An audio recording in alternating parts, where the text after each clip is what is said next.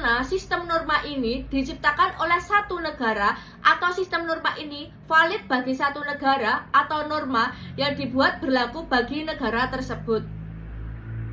Kepentingan yang sama bagi satu individu dengan individu yang lain kemudian membentuk sebuah komunitas yang kemudian dilegalkan melalui sebuah hukum. Komunitas tersebut kemudian dinamakan sebuah negara. Hans Kelsen mengatakan bahwa negara sebagai ketentuan sosial dan identik dengan hukum tidak benar, tidak semua ketentuan legal adalah negara. Hanya ketentuan yang relatif tersentralisasi yang diistilahkan sebagai negara.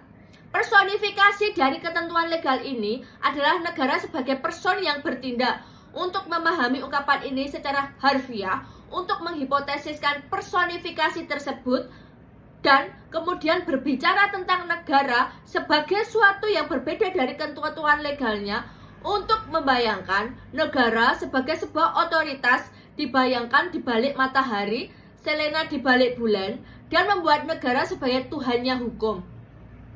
Ini adalah relik animisme dalam teori jurisprudensi dan politis yang dicoba untuk dieliminasi oleh teori hukum murni.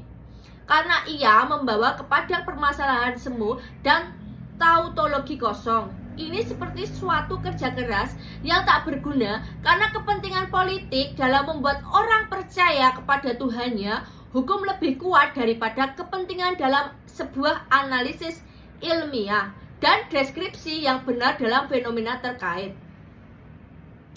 Menurut Hans Kelsen, negara mempunyai beberapa identitas, yaitu pertama, negara sebagai sistem hukum.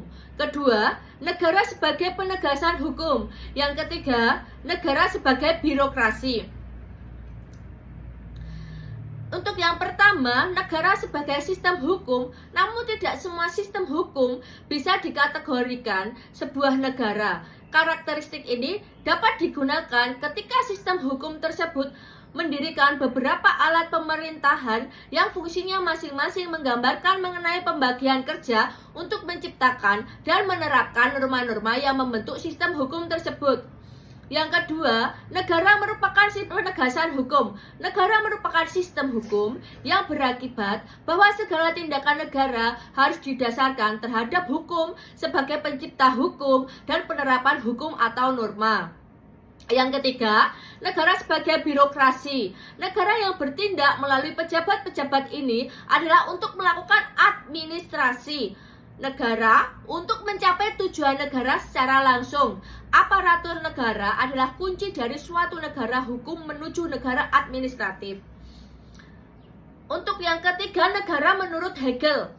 Hegel berpandangan bahwa negara adalah jelmaan roh absolut. Gagasan Hegel muncul dari pemikiran Kristiani, yaitu tentang oknum Roh Kudus dalam doktrin Trinitas, sama dengan pemikiran Kristiani bahwa menganggap roh atau spirit sebagai sesuatu yang suci. Hegel melihat negara bukan alat melainkan tujuan itu sendiri. Oleh karenanya, Hegel berkesimpulan bahwa yang mengabdi bukan negara terhadap masyarakat, tetapi masyarakatlah yang harus mengabdi terhadap negara. Kemudian, negara menurut Karl Marx, negara adalah alat dominasi kelas yang muncul adanya konflik antar kelas sosial dalam masyarakat. Negara tidak dipandang sebagai institusi netral, tetapi sebagai instrumen yang digunakan oleh kelas penguasa borjuis untuk mempertahankan kekuasaan mereka terhadap kelas tertindas.